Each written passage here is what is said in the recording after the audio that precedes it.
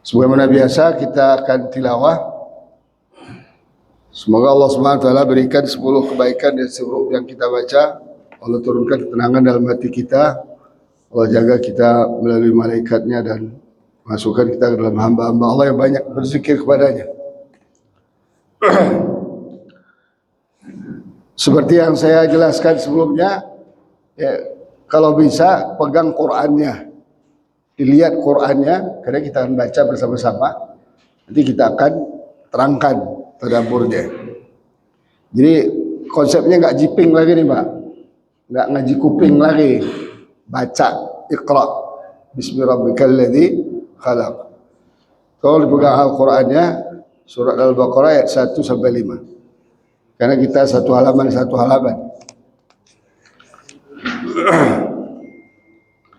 Kita ucapkan selamat tinggal ngaji jiping, ngaji kuping. Karena nggak ada yang bisa kita tangkap. Nanti pulang ke rumah hilang lagi dia. Sekarang kita baca Quran, Allah suruh kita baca Quran. Watlu ma uhiya ilaika minal kitab wa aqimis shalah. Bacalah kitab yang Allah wahyukan kepada engkau dan tegakkan salat. Silakan Qur'annya mau lewat handphone atau lewat mushaf, silakan. Ayat 1. Kita baru selesai Al-Fatihah. Sekarang masuk surah Al-Baqarah. Ayat 1 sampai 5. Halaman 2. A'udzu billahi minasy syaithanir rajim.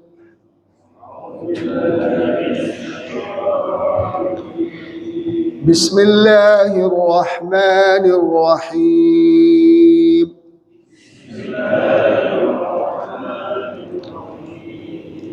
Alif Lam Mim.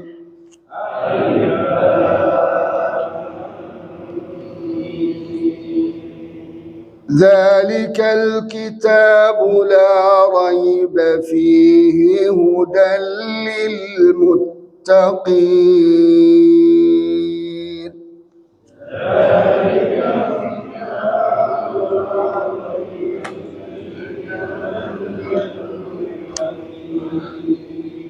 الذين يؤمنون بالغيب ويقيمون الصلاة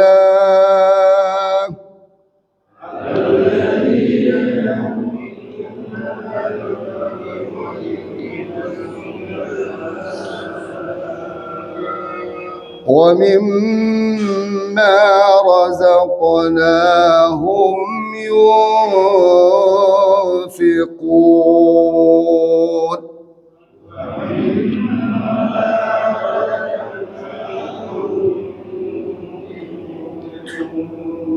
والذين يؤمنون بما أنزل إليك وما أنزل من قبلك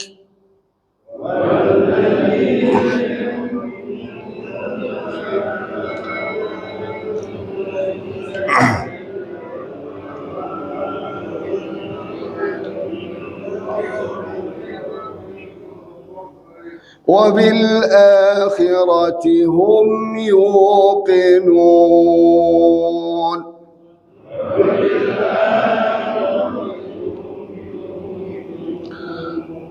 أولئك على هدى من ربهم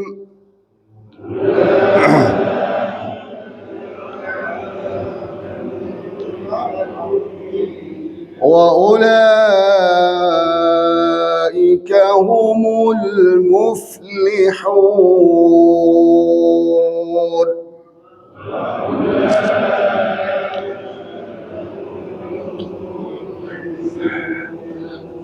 Jamaah sekalian rahimakumullah, ayat yang kita baca ini adalah surat Al-Baqarah ayat 1 sampai 5, surat Al-Baqarah surat yang kedua.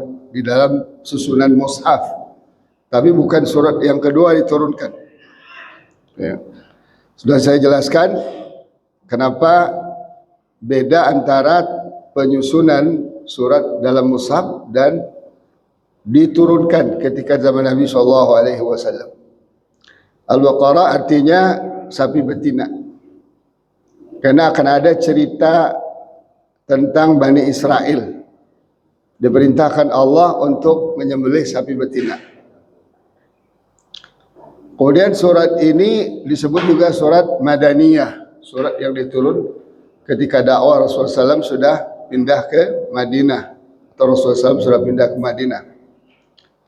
Total ayatnya, ini surat paling panjang ya, ayatnya ada sekitar 286 ayat. Ada beberapa surat nanti yang panjang, tapi ini terpanjang. Nah, kita masih ingat ya, surat Al-Fatihah ada permintaan kita yang kita ulang-ulang sekitar 17 kali sehari semalam. Kalau itu hanya sholatnya fardu saja. Kalau tambah dengan sholat sunat tentu lebih banyak lagi. Ihdinas siratal mustaqim. Tunjukilah kami jalan yang lurus, yaitu jalan orang-orang yang kau beri nikmat pada mereka,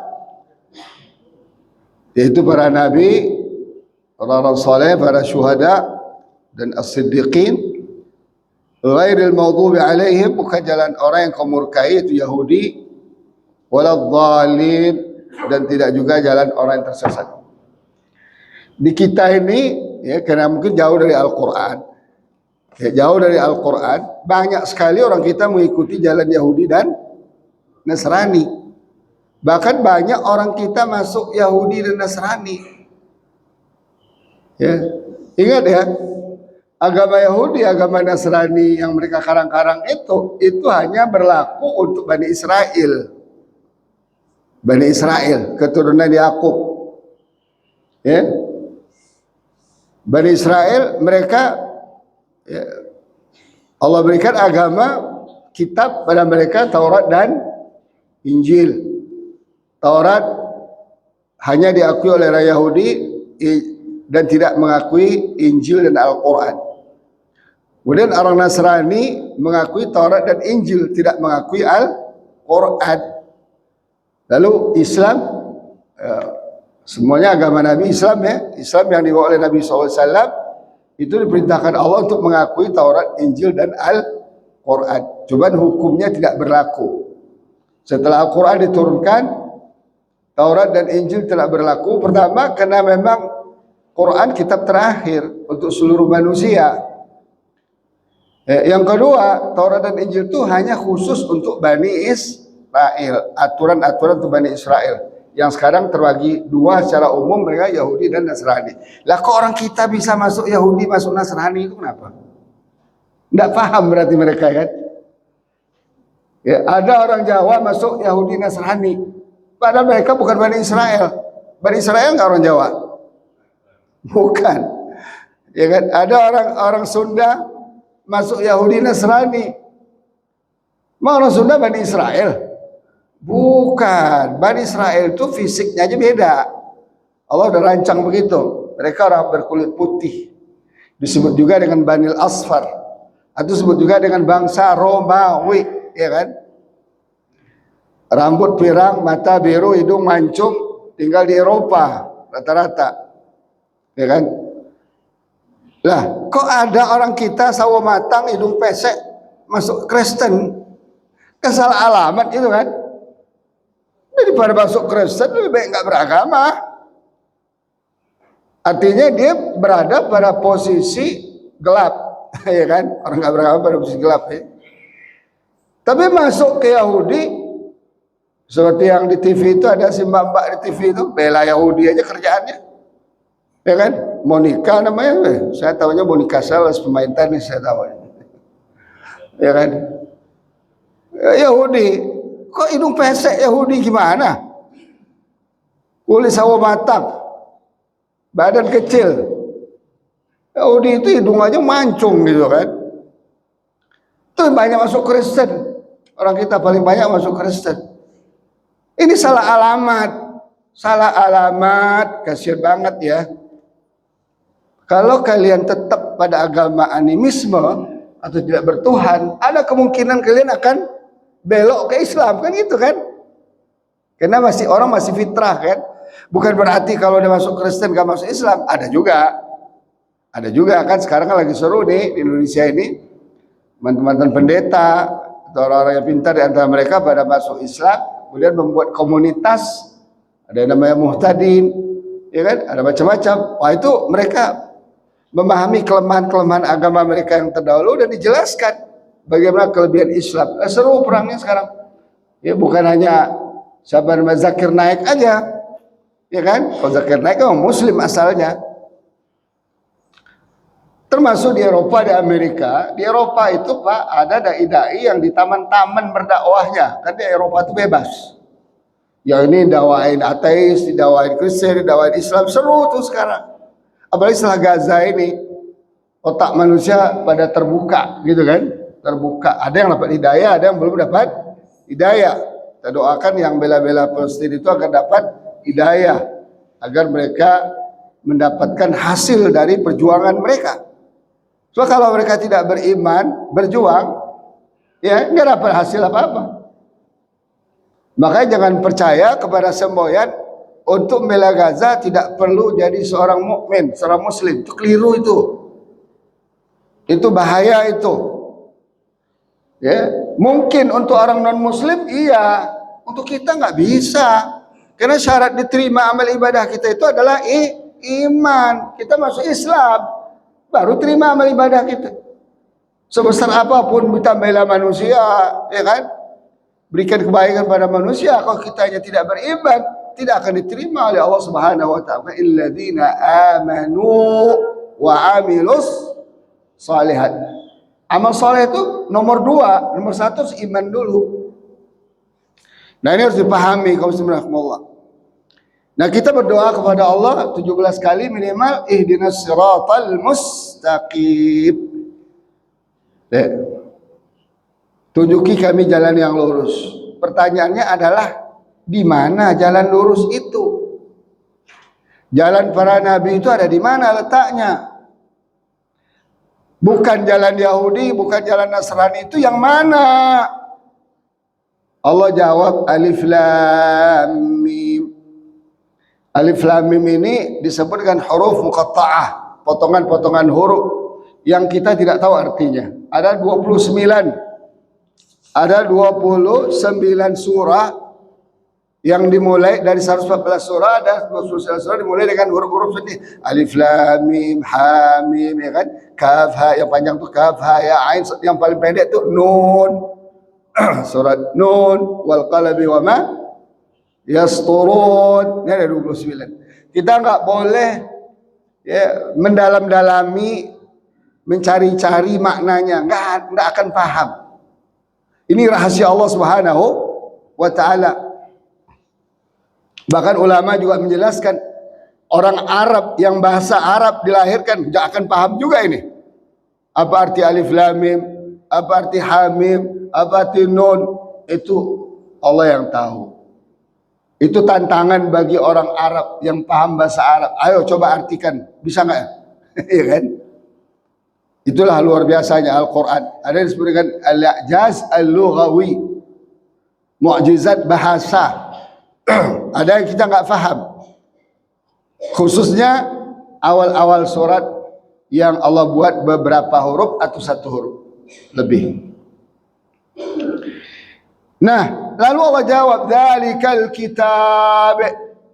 Kalau kalian minta hidayah, minta petunjuk jalan yang lurus, yang tidak tercampur Yahudi Nasrani, tuh kitabnya tuh. Nah, bahasa kitanya begitu tuh.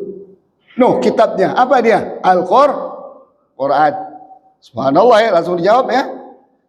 Makanya baca Quran nggak bisa Pak, dicomot-comot aja nggak. Ini menyatu, seperti yang saya jelaskan.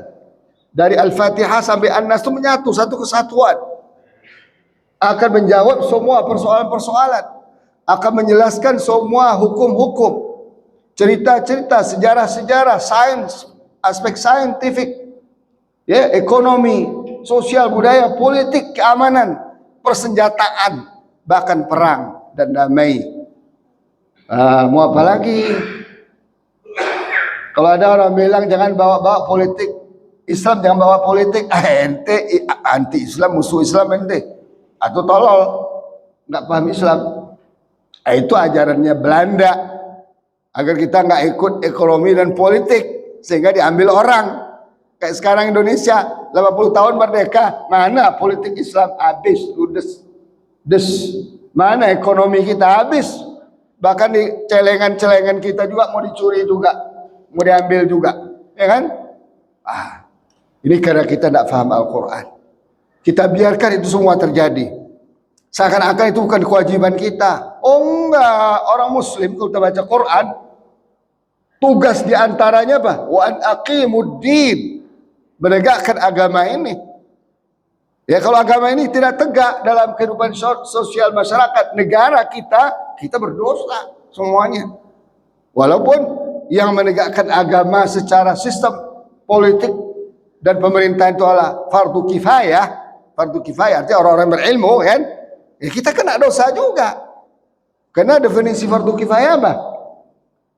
Akan terlepas tanggung jawab kita, ya, kalau sudah ada yang melakukannya.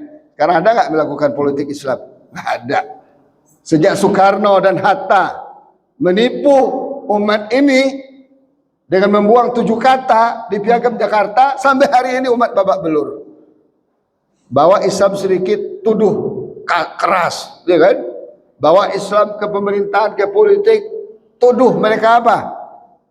Radikal, bahkan tuduh teroris. Dan kita tahu itu program Amerika, program Yahudi Nasrani itu semua, program terorisme itu. Sekarang udah capek mereka kayaknya, nggak ada lagi kerjaannya, udah habis orang Islam ditangkap-tangkapin ribuan ya, puluhan ratusan ya dibunuh sudah, capek juga mereka.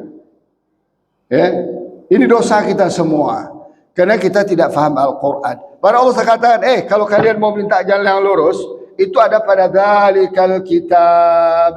Kenapa Allah nggak katakan hadzal kitab? Bahasa Arab, ya, Quran bahasa Arab. Inna anzalnahu Qur'anan Arabiyyan la'allakum taqilun. Kami turunkan Al-Quran dalam bahasa Arab agar otak kalian tuh bersinar, nyala, pinter, smart.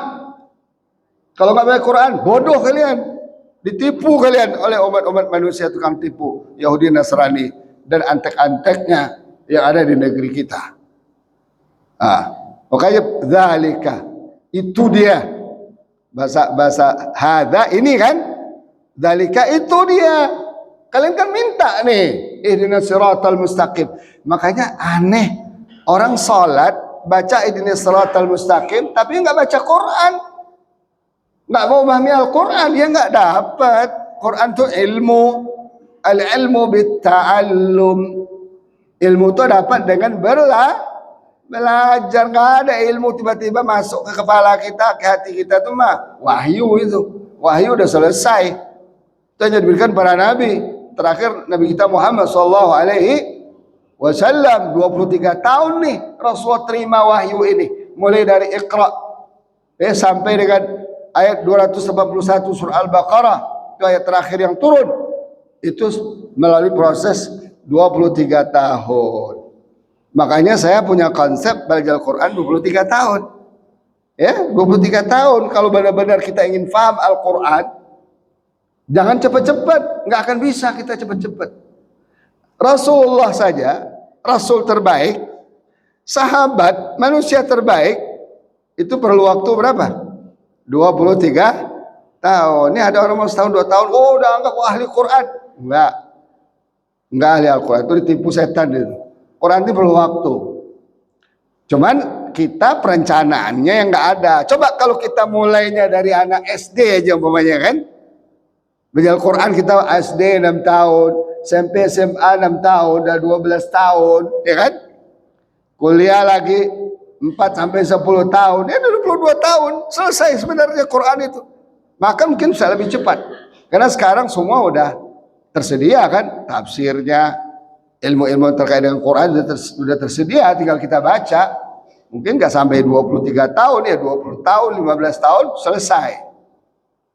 Cuma persoalannya orang kita ini gitu persoalannya. Dia minta petunjuk yang lurus pada Allah, tapi dia nggak mau baca Quran. Dan dia nggak suka baca Quran. Maka mulai dari sekarang tanamkan kecintaan baca Al-Qur'an. Karena kuncinya ada di situ. Kalau kita nggak mau baca Quran, wassalam, selesai itu. Kita nggak akan paham Islam, nggak akan paham, nggak akan paham Islam. Karena Islam itu ada di sini. Dzalikal kitab. Jangan cari lagi dari yang lain. Kalau disebut Al-Quran berarti mencakup sunnah Rasul Sallallahu Alaihi Wasallam. Jangan cari yang lain. La raiba fih. Allah tekankan dari awal. Al-Quran itu tidak ada keraguan sedikit pun isinya. Tuh. Kenapa kalian nggak baca Quran, kata Allah Ta'ala. Ini kalau kita mati ditanya itu. Kenapa kalian nggak baca Quran? Hah? Karena kalian ragu isinya. Ayo pelajari. Kalau ada yang menemukan satu kata Al-Quran tidak benar aja, kita buang Quran ini semuanya. Satu kata aja nggak benar, ya kan? Tapi jangan dikarang-karang ketidakbenarannya. Ya. Mungkin bahasanya salah, mungkin aspek artinya, pemahamannya salah. Ayo buktikan. Makanya Allah tantang, ya ma'syaral jin wal ins. Ay manusia dan jin. Ya, kalau kalian pun berkumpul semuanya untuk mencari kesalahan Al-Quran, tidak akan kalian temukan. Oh gitu. Nggak usahlah manusia, jin ikut-ikutan, nggak akan ditemukan kesalahan Al-Quran itu. Kalau kalian tahu kalau Al-Quran itu bukan diturunkan dari Allah, pasti kalian menemukan paradok isinya. Ya kan? Ayat ini bertentangan dengan ayat itu, ayat ini bertentangan dengan ayat itu. Ingat ya, Quran ini nggak diturunkan kayak orang nulis buku ya. Surah Al-Fatihah dulu, baru Al-Baqarah dulu, baru Ali Imran, baru An-Nisa, baru Al-Maidah, baru Al-An'am, baru Al-A'raf, baru Al-Anfal, baru At-Taubah. Enggak, sampai An-Nas enggak. Quran ini Allah turunkan. Kalau kita lihat penciptaan otak kita yang sambungannya ada 2 miliar itu, neuron itu ada 2 miliar semua otak kita. Ya kan? Sarafnya ada sekitar 20 miliar itu pembuatan otak kita nggak disusun satu-satu Allah Ta'ala. Sama dengan Al-Quran, nggak diturunkan satu-satu ayatnya. Bagaimana cara Allah menciptakan otak kita? Sekaligus ketemu tuh 2 miliar saraf nyambung, ada yang salah. Kalau salah gimana dong? Ketawa sendiri nanti jadinya tuh. Ya kan? Ini saraf nih orang nih. Artinya apa? Saraf otaknya apa? Salah ima salah susunan 2 miliar. Ini alat ini udah canggih banget. Berapa sih sarafnya nih? Ini buatnya dari A from A to Z ini. Nggak bisa seruk sekaligus, nggak ada mesinnya. Ya, jaring-jaringan yang ada di sini, elektroniknya enggak sekaligus, tapi otak kita 20 miliar saraf sambungannya saja 2 miliar itu enggak ada yang meleset, sekali jadi sambung semua. Al-Quran juga begitu. Quran ini kan enggak diturunkan dari Al-Fatihah, Al-Baqarah, enggak diturunkan. Kadang surat ayat ini, kadang ayat ini, kadang surat ini. Allah suruh kepada Rasulullah, catat dia di surat ini, taruh dia di ayat ini. Coba kita, saya penulis buku, penulis, nggak usahlah 23 tahun nulis, 2 bulan aja saya nulis, ke 2 bulan berikut kadang-kadang beda-beda, anunya kan, beda-beda itu pengertiannya. Karena kan ilmu kita berkembang, bertambah, ada koreksi, ada perbaikan. Kalau Allah tidak, Allah apa? Alimul ghaibi wasyahadah. Allah Maha mengetahui yang gaib dan asyahadah. Allamul ghuyub. Maha mengetahui yang gaib. Wasi'un alim. Maha luas ilmu dan karunia-Nya. Ya'lamu kha'inatal a'yuni wa ma tukhfis sudur. Allah mengetahui kedipan mata kita dan apa yang tersembunyi dalam hati kita. Jadi bagi Allah mudah aja menurunkan Al-Quran. Acak begini tapi nyambung semuanya, nggak ada yang nggak nyambung, nggak ada yang putus. Makanya perlu dibaca Al-Quran ya, Bapak sekalian ya, bacalah Al-Quran. Kan kita minta sama Allah Ta'ala, ihdinas siratal mustaqim, tunjuki saya jalan lurus, jalan para nabi, bukan jalan Yahudi Nasrani. Lalu berhenti kita di situ, ya nggak dapat. Allah katakan, dzalikal kitab la raiba fih hudan lil muttaqin. Kalau kalian ingin dapat petunjuk, itu dah Alkitab, Al-Quran. Tidak ada sedikit pun keraguan. Kalau kalian enggak percaya, fa illam wa in kuntum fi raibin, kalau kalian masih ragu, mimma nazzalna ala abdina, kepada Al-Quran yang kami turun kepada hamba kami Muhammad sallallahu alaihi wasallam, fa'tu bi suratin min mithlih. Coba buat satu surah yang mirip, satu surah yang mirip. Enggak usah panjang-panjang. Surat yang paling pendek apa? Inna atainakal kautsar. Jangan buat seperti itu. Sampai hari ini boro-boro kita yang non Arab, orang Arab aja nggak bisa buat bahasa mereka.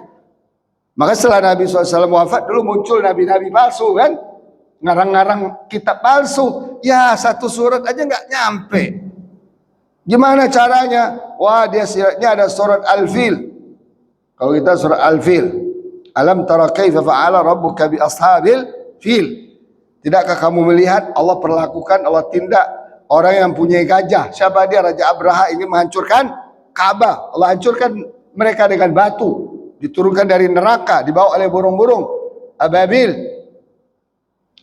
Lalu nabi palsu tadi, ya, Musailamah namanya, maka dipanggil di Al-Kadzab, Musailamatul Kadzab. Ya, Musailamah pembohong. Apa dia? Ditanya sama orang, kamu nabi ya? Iya, saya nabi. Coba wahyunya mana? Wahyunya mana? Dibuat sama dia.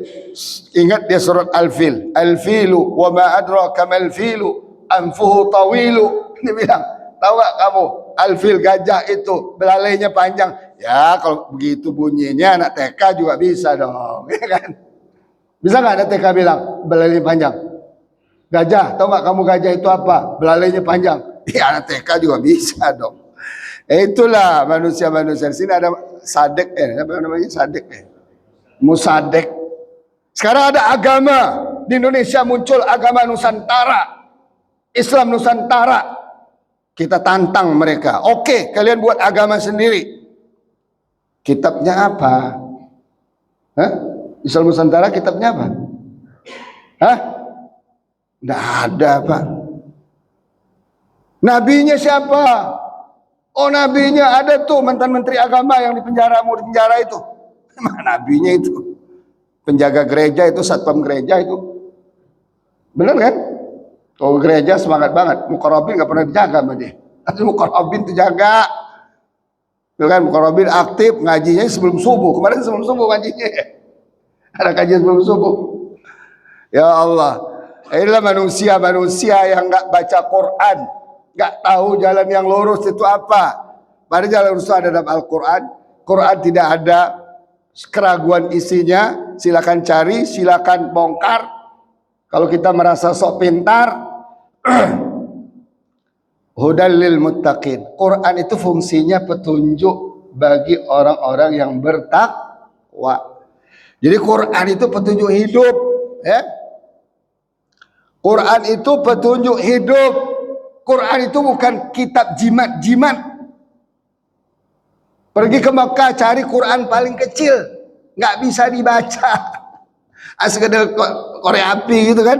Habis itu dibungkus, ditaruh di pinggang. Lah, lalu ke toilet. Alasannya agar kebal. Sini deh, saya bacok deh. Kalau ada orang klaim-klaim kebal, sini saya hadapin. Nggak usah pakai pistol deh, saya tembak deh. Pakai bacok, pakai jarum aja saya tusuk. Hah? Kita ini macam-macam aja kita lihat. Itulah akibat nggak dapat petunjuk hidup, nggak dapat jalan yang lurus. Hudal lil muttaqin. Quran itu hanya bisa dijadikan petunjuk oleh orang-orang yang bertakwa. Bukan berarti Quran itu diskriminatif, tidak. Quran diturunkan untuk seluruh manusia. Syahrul Ramadan alladzi unzila fil Qur'anu hudan linnas. Di bulan Al-Qur'an lah, di bulan Ramadan lah Al-Qur'an itu diturunkan pertama kali dari Lauhul Mahfuz kepada langit dunia. Dari langit dunia Allah cicil selama 23 tahun melalui malaikat Jibril. Petunjuk bagi manusia. Tapi manusia yang mana yang bisa menjadikan Al-Quran itu petunjuk? Orang yang mana? Oh, karena KTP-nya Muslim, dicetak di kelurahan agama Muslim. Enggak, silakanlah punya KTP 100.000, tulis tuh Muslim, Muslim, Muslim, tapi nggak baca Quran, nggak akan dapat petunjuk Al-Quran. Tidak punya sifat-sifat orang bertakwa. Oh, kenapa orang ini korupsi? Kenapa orang ini jadi bandar narkoba? Para Muslim jauh dari Al-Quran, nggak mau ikuti petunjuk Al-Quran. Kenapa orang ini ikut judi online macam-macam, yang nggak online, yang online, yang offline, online. Kenapa orang ini masih makan riba, suka berbisnis dengan sistem riba, transaksi riba? Karena dia belum menjadi orang yang bertakwa. Jadi sembrautnya kita umat Islam ini yang nggak bisa kita tunjuk yang Muslim itu yang mana sih? Coba tanya sekarang, yang Muslim itu yang mana? Nggak bisa kita bedain kadang-kadang dengan orang kafir. Padahal sini Allah anti-wanti, awas, jangan campur-campur Islam dengan Yahudi dan Nasrani. Coba kita lihat Pak, cara makan kita, cara hidup kita, cara kerja kita, cara keluarga kita, cara mendidik anak kita, Yahudi dan Nasrani. Cuman kita nggak rasa aja. Yang sering saya jelaskan itu simple Pak. Contohnya pernikahan. Karena tiap minggu tuh ada aja undangan pernikahan kadang-kadang. Sabtu besok ini ada lagi ceramah pernikahan. Saya selalu ingatkan, pernikahan itu Islam, harus secara Islam. Allah larang pertama nikah beda agama, itu dulu kan? Ya kan? Prinsip itu. Nanti kita akan baca surah Al-Baqarah. Kenapa kita dilarang Allah menikahkan anak kita kepada orang-orang non-muslim, orang kafir, orang musyrikin? Karena yad'una ilan nar, mereka itu akan membawa anak kita ke neraka. Wallahu yad'u ilal jannati wal maghfirati bi'idnih. Sedangkan Allah ingin mengajak kita ke surga dan ampunannya. Makanya banyak orang kita nikah jadi murtad, ya kan? Apalagi perempuan dimainin. Ada strategi kristenisasi itu, diantaranya apa? Menikahi wanita-wanita muslimah, pura-pura masuk Islam. Setelah anak 2, 3, boleh dia nanti diajak ke gereja. Kalau nggak mau dicerai, selesai kan? Banyak kasus sini juga ada, tahu saya kasus daerah sini. Gak usah jauh-jauh lah, sekitar rumah kita aja ada. Nah jadi kaum muslimin rahimahullah, contoh pernikahan kan? Pernikahan, saya hadir pernikahan. Kalau di undangan itu ada kelihatan foto pra-wedding lah, Islam apalah nama mereka itu, tidak ada, itu udah peluk-pelukan, saya nggak mau hadir itu biasanya. Ini pasti bahaya ini. Terus kalaupun tidak ada kita hadir, wah, kalau yang punya duit ya, di gedung-gedung besar ada karpet merah menuju ruang itu, ruang acara itu, kita penceramahnya pula lagi nih. Ini ada foto-fotonya tuh di kiri kanan, gede-gede. Ini sedang berduaan di perahu, ini sedang berduaan di kemah, camping di puncak atau di mana-mana. Ini sedang berduaan di restoran. Kalau gini-gini tuh gak jadi ceramah, saya tuh pulang saya tuh. Siapa yang menjamin mereka tidak berzina kalau begitu? Memang menikah harus berzina dulu? Itu Yahudi Nasrani itu. Makanya tidak ada pacaran dalam Islam. Rasulullah mengajarkan kepada kita, kalau kalian kagum terhadap melihat wanita, datangin keluarganya, lamar. Itu yang saya lakukan. So tolak ditolak urusan berikutnya. Saya pernah ditolak, tapi pernah diterima juga. Kalau ditolak belum rezeki berarti, ya kan? Oh, kita katakan bunga nggak sekuntum. Dunia tidak seluas daun kelor, cari lagi, ya kan? Awas anak-anak kita ya, jangan sampai pacaran ya. Nggak ada yang bisa menjamin mereka tidak berzina. Karena berzina itu bukan kemaluan saja. Mata berzina, tangan berzina, mulut berzina, kaki berzina. Apalagi kemaluan zaman sekarang, murah banget harganya. Karena kita ngikutin Yahudi dan Nasrani. Coba lihat dari item pernikahan itu, dari kita kagum kepada wanita, ya kan? Kemudian sampai nanti melamar, khitbah namanya, sampai acara pernikahan, bla bla bla bla bla. Coba yang syar'i, yang islami hanya berapa poin? Coba lihat. Ada berapa poin? Cuma akad doang lagi yang nggak bisa diganti. Sebenarnya kalau akad itu bisa ganti, mereka ganti juga itu. Akad nggak bisa diganti. Kayak kita mau salat ganti takbir Allah gede, bisa nggak? Ada juga ide dulu gitu kan? Ya nggak bisa dong. Harus Allahu Akbar baru sah salat kita, ya kan? Harus berwudu kita sebelumnya, atau dalam kondisi suci dari hadas besar dan kecil baru sah salat kita. Menikah juga begitu. Nikah itu akan sah kalau dimulai dari awal prosesnya. Kita ingin kepada seorang wanita, baik kita lihat maupun dijodohkan maupun dikenalkan, ada kesenangan kita dulu. Prosesnya gimana? Datangin orang tuanya lamar. Gak bisa diajak pacaran dulu. Makanya Ustadz, dulu tuh saya tinggal besar minggu, ya, tolong tuh misi ceramah nikah. Gak boleh, tetangga gimana, gak mau kita kan. Tapi sekalian 7 bulan ya. Gimana maksudnya tuh Bu? Ternyata udah 7 bulan baru akad nikahnya. Nah ini parah. Saya bilang gak mau saya gini-gini. Saya di tukang stempel perzinahan ya. Emang tugas saya tukang stempel perzinahan? Nggak mau saya kalau gini-gini. Nah inilah kaum muslimin. Kacau hidup kita kalau tidak pakai Al-Qur'an. Makanya Quran itu apa? Hudal lil muttaqin. Nah lalu Allah cerita ciri-ciri orang bertakwa itu apa saja sih? Ada 5 dasarnya. Kalau sifatnya banyak. Nah surah Al-Baqarah 177 ada, surah Al-Anfal ada, kan? Banyak. Tapi ini basicnya. Kalau kita ingin menjadikan Al-Quran sebagai petunjuk hidup, agar Allah bukakan kepada Al-Quran petunjuk hidup Al-Quran mereka, dan kita harus baca, kuasai yang 5 ini. Pertama apa? Alladzina yu'minuna bil ghaib. Kita memang harus beriman pada yang gaib. Gaib itu apa? Kubur, azab kubur, malaikat. Kita nggak lihat kan? Kiamat, ya kan? Surga, neraka. Kita nggak lihat kan? Imani dulu itu. Maka Allah ceritakan banyak itu tentang masalah gaib.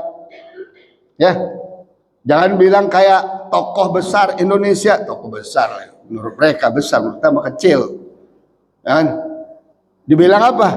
Itu hari akhirat itu belum pasti katanya. Ingat gak dulu? Nenek lampir ngomong, ngapain beriman pada akhirat? Akhirat itu belum pasti. Ente, ntar lagi juga masuk, ntar juga tahu ente, ntar lagi juga tahu. Enggak, kita beriman. Iman kepada apa saja yang Allah ceritakan tentang yang gaib, dan apa saja yang ceritakan oleh Rasulullah SAW. Harus kita imani. Mati itu gaib. Kadang kita nggak tahu kapan mati kan? Kita yakini kematian itu akan ada. Maka kita siap-siap. Orang yang tidak yakin kematian lah yang tidak siap-siap untuk kematian. Kan bodoh sekali kan? Tidak ada di dunia ini yang paling pasti melebihi kematian. Ada nggak? Kalau kita bisnis, kita kerja, belum tentu pasti sesuai apa yang kita harapkan, ya kan? Meleset. Tapi kematian nggak pernah meleset. Tanggal 27 lalu anak saya meninggal dengan temannya bertiga. Itu umur 25, 27, anak saya paling besar, 28 tahun. Yang 2 itu 25 tahun. Ya Allah, di tempat yang kita tidak sangka-sangka. Maka Allah katakan apa? La tadri nafsum bi ayyi ardin tamut. Tidak akan tahu kalian di mana kalian mati. Ya Allah, besar di Depok, matinya di apa? Lampung. Ada yang mati di Kalimantan, ada yang mati. Ya Allah, nggak tahu kita, ini pasti. Kalau sudah ajal datang pasti. Nah, maka kita harus bersiap. Siapnya gimana? Bangun diri kita menjadi orang bertakwa, beriman pada yang gaib. Kemudian apa? Wa yuqimuna shalah, menegakkan salat. Ini salat malas-malas. Salat itu harus ditegakkan, bukan ditunaikan. Kalau zakat ditunaikan, diselesaikan, diberikan, selesai. Bisa salat enggak. Kenapa iqamatus salah? Karena salat itu punya konsekuensi. Jangan bilang Allahu Akbar, Allah besar, tapi ternyata duit yang lebih besar. Korupsi, riba, nipu.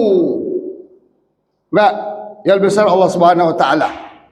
Itu hanya Quran yang mengajarkan kita seperti itu. Salat ada waktunya. Afdal salat di awal waktu, ya kan? Kita upayakan kita salat di awal waktu, karena itu paling afdal. Tapi bisa aja kita sakit, bisa aja kita musafir, bisa aja meleset di akhir waktu. Tapi jangan sampai keluar waktu. Kalau keluar waktu enggak sah. Karena Rasulullah SAW diajarkan oleh malaikat Jibril 2 kali salatnya, Mas. Ada di awal waktu, ada di akhir waktu. Lalu Jibril katakan, inilah waktu salat umatmu. Di luar ini tidak sah. Ya. Saya miris. Saya rekrut anak-anak muda-muda untuk di warung di sana tuh, di Beji itu. Saya tanya waktu sholat, nggak ada yang tahu, Pak. Nggak ada yang tahu, Pak. Satu pun nggak ada yang tahu waktu sholat. Dia kira waktu sholat subuh itu jam 4. Lah, kok jam 4? Sekarang mah udah hampir jam 5, ya kan? Sholat zuhur itu dia bilang jam 12. Salat asar lebih kacau lagi, nggak tahu dia. Salat maghrib itu dia bilang jam 6. Begitulah salat isya lebih kacau lagi. Enggak, salat itu waktunya bukan jam, tapi posisi matahari. Rasul ajarkan salat subuh itu ketika fajar shadiq muncul, ya kan, sampai terbit matahari, dan jamnya kan beda-beda. Karena dia berbeda putaran matahari ke buminya. Salat zuhur itu kapan? Ketika matahari posisi di atas kepala dan tergelincir sedikit. Salat asar apa? Ketika bayang-bayang sepanjang badannya. Ukur tuh bayang-bayang. Kalau udah sepanjang badannya berarti udah masuk asar. Salat maghrib kapan? Ketika tenggelam matahari. Jam berapa aja tenggelamnya.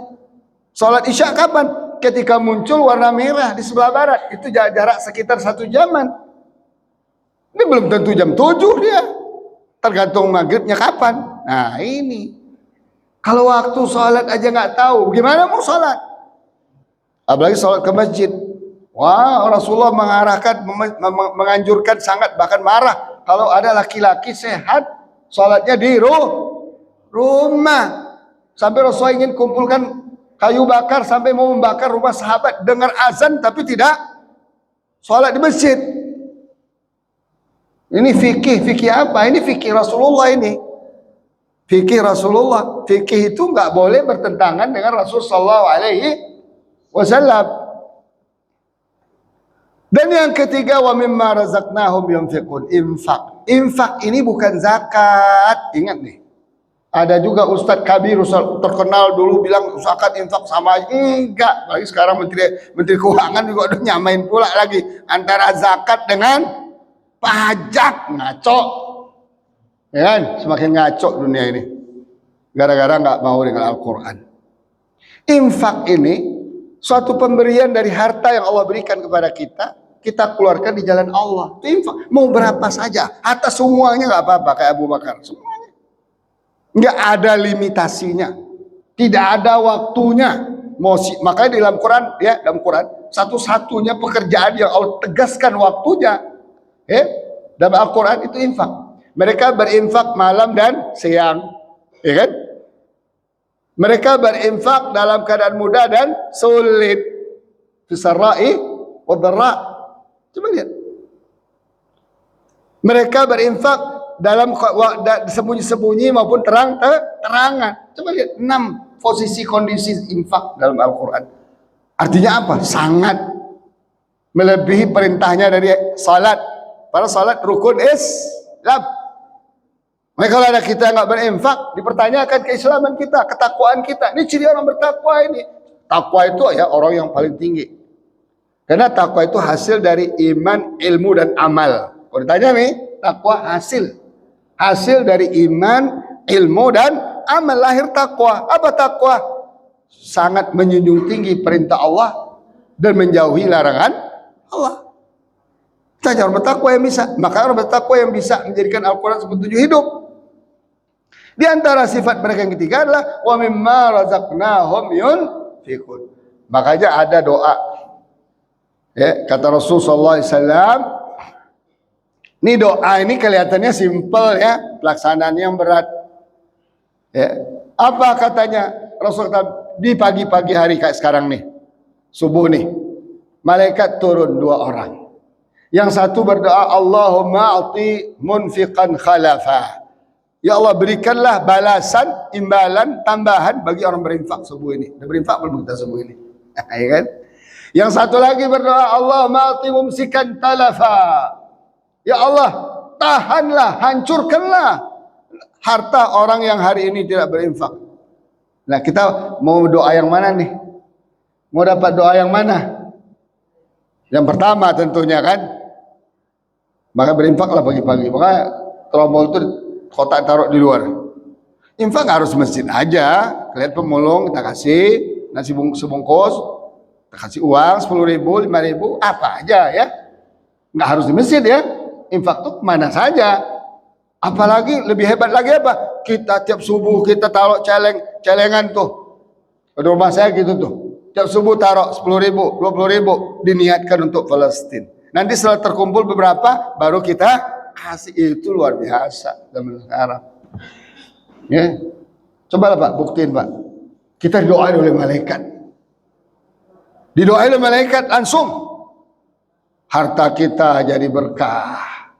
Yang kita makan jadi manfaat, jadi berkah. Yang kita infakkan bertambah kali lipat di sisi Allah Subhanahu wa taala. Nah, yang keempat, sifat orang bertakwa yang utama ini adalah walladzina yu'minuna bima unzila ilaika wa ma unzila min qablik. Kita yakin benar kepada Al-Qur'an yang diturunkan kepada Nabi kita Muhammad sallallahu alaihi wasallam dan kitab-kitab yang diturunkan sebelumnya. Loh, kalau kita yakin pada Al-Quran, baca dong, pelajari dong, amalkan dong. Karena Quran itu cuma 2, ambil ini, tinggalkan yang itu. Quran itu simpel kan? Ambil perintahnya, tinggalkan larang. Kita catat, kita buat list, kita baca Quran. Oh, ini perintah, taruh sebelah kanan. Ayat ini perintahnya ini, surat ini. Nanti baca lagi ketemu. Makanya wajib baca Quran itu dari awal sampai akhir. Jadi ketahuan semua perintah Allah. Sebelah kiri kita tulis larangannya. Nanti akan berulang-ulang tuh. Ada yang berulang-ulang. Nanti ketahuan lah sama kita. Setahun, 2 tahun, 3 tahun, 5 tahun kita rajin baca Quran dan artinya, memahaminya, ketahuan lah sama kita. Oh, segini ternyata perintah Allah. Segini ternyata larangan Allah. Ternyata segini yang baru saya amalkan. Contohnya apa jauh Allah?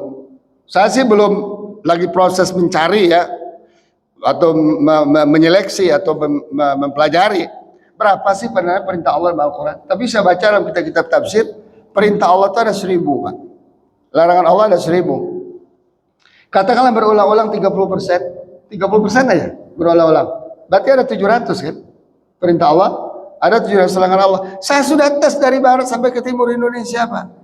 Kita yang ngaji begini nih, maaf, itu pengetahuan perintah dan larangan ini baru 20%. Belum sampai kadang-kadang 20%. Kadang 20 poin coba. Apa perintah Allah? Salat, zakat, ini. Sampai 20 mentok. Apa larangan Allah? Jangan menyekutukan Allah, gini. Pas sampai 20 mentok. Lah, kalau 700 pemahaman cuma 20%, 20 poin. Berapa persen itu, Pak? Coba kita hitung ya. Maka saya kadang-kadang ngaji itu bawa kalkulator saya. Ya kan 700 ya 20 bagi 700. Nah, bagi 700 ya kan dikali 100. Baru 2%, Pak. 2%. 2%. Kurang dari 2%. 2%. 2,7, lebih dari 2%. Sedangkan untuk masuk surga, nih, untuk masuk surga, amal baik kita harus lebih banyak dari amal buruk. Itu nggak bisa dinego-nego itu Pak. Setelah iman kepada Allah, kepada Rasulullah dan seterusnya, ya, itu harus amal baik kita lebih banyak dari amal buruk. Dari mana datang amal baik? Dari mengamalkan perintah dan meninggalkan yang dilarang. Dari mana datang amal buruk? dari meninggalkan perintah melakukan yang dilarang. Lah, pengetahuan kita baru 2%, Pak. 2,7, 3% lah, 5% katakan. Makanya masuk surga nggak kira-kira kita? Ah, berat kan? Baru tahu berat kan? Ini saya udah ngitung nih sejak 25 tahun yang lalu saya ajarin jamaah ngitung. Di antara saya ajarin itu Masjid Darussalam, kota wisata, yang masih jelek masjidnya dulu, sekarang udah gede. Ya kan? Ya, kaget mereka. Baru sadar mereka. Ternyata sekian banyak perintah Allah yang harus kita ketahui, sekian banyak larangan Allah yang harus kita ketahui agar perintah bisa pelan-pelan kita amalkan, yang larangan pelan-pelan bisa kita tinggalkan. Khususnya fokus kepada yang besar-besar. Kalau yang besar itu apa? Perintah iman, sholat, gitu kan? Infak, zakat, itu besar-besar kan? Nolong orang, birrul walidain, berbaik pada orang tua, itu wajib, Pak. Orang tua itu nomor 3 setelah Allah, Rasul, dan orang tua. Lihat, orang tua nomor berapa? 3. Jangan dibuat orang tua nomor 10 atau nomor 4 setelah istri, setelah anak. Keliru itu. Orang tua itu Allah, Rasul, orang tua udah. Ya? Itu urutan dalam Al-Quran. Ya. Nggak bisa kita rubah-rubah itu. Tapi ya petunjuknya Al-Quran. Kalau kita mau petunjuk Yahudi Nasrani, ya orang tua setelah tua taruh di panti asuhan, dari jompo, diusir dari rumah. Ya. Jadi kalau kita beriman pada Al-Quran, baca, pahami, amalkan. Kalau beriman pada kitab terdahulu, cukup iman saja. Tidak perlu kita baca, tidak perlu kita pahami. Karena sudah nggak berlaku. Apalagi 85% dirubah-rubah. Taurat itu, perjanjian lama, perjanjian baru, Injil itu baru. Kata ahli mereka juga. Yang asli firman Allah itu tinggal 15%. Sisanya mah, datang ulama ini, ya Paulus ini dibuat sejak zaman setelah peninggalan Isa alaihis salam. Nah, yang terakhir sifat orang bertakwa adalah wabil akhirati hum yuqinun. Kepada akhirat kalian harus yakin. Kenapa nggak dikatakan kepada akhirat kalian beriman? Karena kalau beriman bisa kembang kempis imannya. Bisa naik, bisa turun, bisa sedikit, bisa banyak. Iman, al-iman yazidu wa yanqus, kata Rasul. Iman itu bertambah dan berkurang. Tapi yakin. Saya tanya sekarang jamaah sekalian, ini apa ini? Ini apa ini? Air. Kalau ada orang bilang ini parfum, percaya nggak? Hah? Tidak. Kenapa? Karena kita lihat dengan mata kepala. Nah, akhirat terus begitu. Makanya yukinun, keyakinan dalam Islam terbangun dengan apa? Ada disebut dengan ilmu yakin. Dengan ilmu Al-Quran. Kalau nggak terbangun keyakinan akhirat kita dengan Al-Quran. Ada disebut dengan hakul yakin. Ya kan? Hakul yakin. Hak. Ya al-haq. Al-Quran. Al-haqqu min rabbik. Fala takuna, ada disebut dengan ainul yakin. Ainul itu bisa dengan mata kepala, bisa dengan pembuktian sains. Itu namanya ainul yakin. Quran, pembuktian sainsnya udah gak terhitung banyaknya. Jadi silakan. Tidak akan kita temukan untuk membangun keyakinan akhirat kita melebihi dari Al-Quran. Dia akan tertanam tuh. Makanya Allah cerita Al-Quran itu akhirat itu detail sekali. Kiamat detail. Surga neraka detail. Di berbagai surat, ratusan ayat, lebih banyak dari ayat salat, ayat haji, ayat puasa. Kenapa?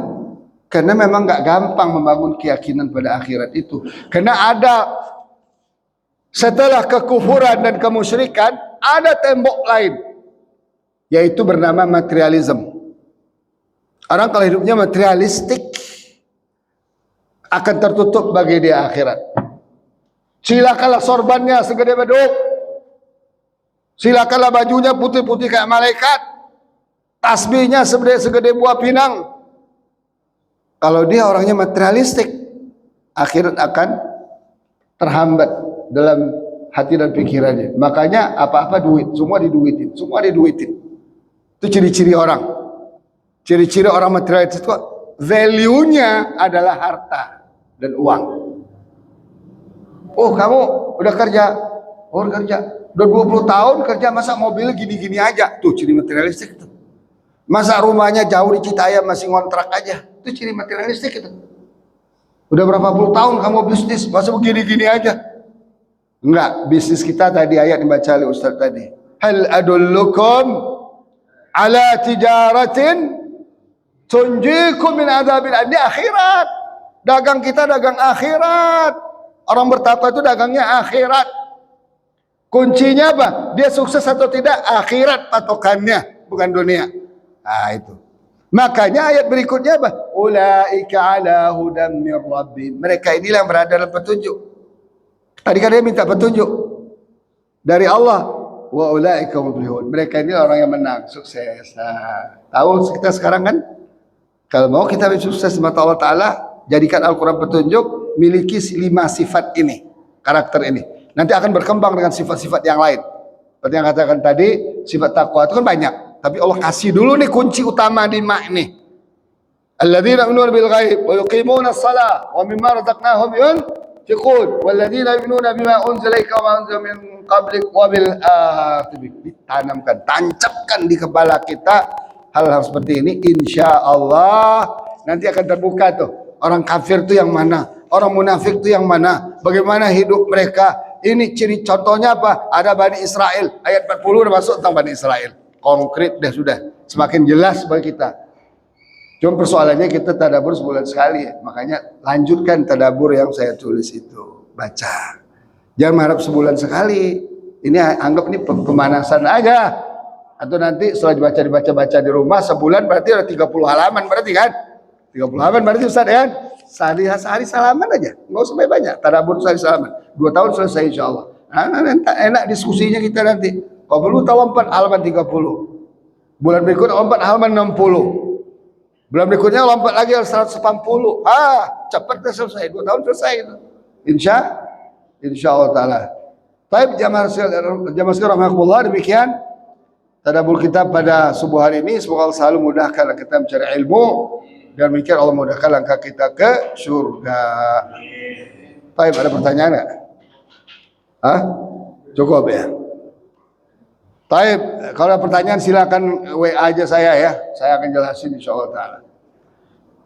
Baik, sekarang saya kembangkan 1 menit aja ya. Saya berpikir keras ini bagaimana menyampaikan Islam ini kepada umat. Pertama dengan cara global, yaitu tadabbur ini global kan, tidak ada rincinya kan. Langkah berikutnya rinci. Itu saya namakan apa? Pengajian keluarga. Nah, jadi keluarga, karena fokus kita keluarga. Alladzina amanu qu anfusakum wa ahlikum nara. Kewajiban kita untuk menyelamatkan keluarga kita dari api neraka. Sekarang saya udah bentuk 2 kelompok ya di Gereja Tugu Asri sama online. Online itu teman-teman yang dari Puncak, dari mana-mana, dari Bogor, dari Pondok Gede, dari mana-mana, karena nggak mungkin dalam satu tempat kita buat online. Kalau yang bisa saya jangkau pakai offline. Ya. Kalau di masjid ini berniat, ya silakan aja. Nanti saya kasih Ustaz ini materi-materinya, itu udah rinci Pak materinya. Dia ada 5 fikih namanya saya katakan.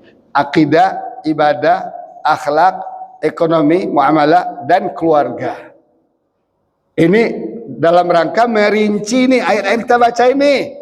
Karena kalau nggak kita rinci, nggak kita breakdown, bingung juga penerapannya gimana, sholat gimana, puasa gimana, ekonomi gimana, kan? Saya membuat 5 fikih ini udah 20 tahun yang lalu saya rancang. Saya tidak menulis buku karena saya menemukan buku-bukunya sudah ada. Tinggal saya buku ini diambil ini, buku ini ambil ini. Jadi tidak, dia sudah lengkap, ya referensinya udah lengkap. Makanya saya katakan kita nggak akan ngaji jiping lagi ke depan. Pegang. Dan sini ada jamaah yang sudah beli. Mana Bapak yang sudah beli? 5 bukunya. Ya, pernah ada Bapak sini yang beli? Ya, sudah ya Pak. Jadi kalau jamaah ingin silakan, ya kita buat di sini pengajian di luar ini tentu waktunya. Ya karena itu nggak bisa 1 jam Pak, 3 jam ngajinya, antara 2,5-3 jam ngajinya. Kita cari waktu yang enak, yang pas gitu kan, 10 orang, 15 orang, nggak apa-apa, ya kan?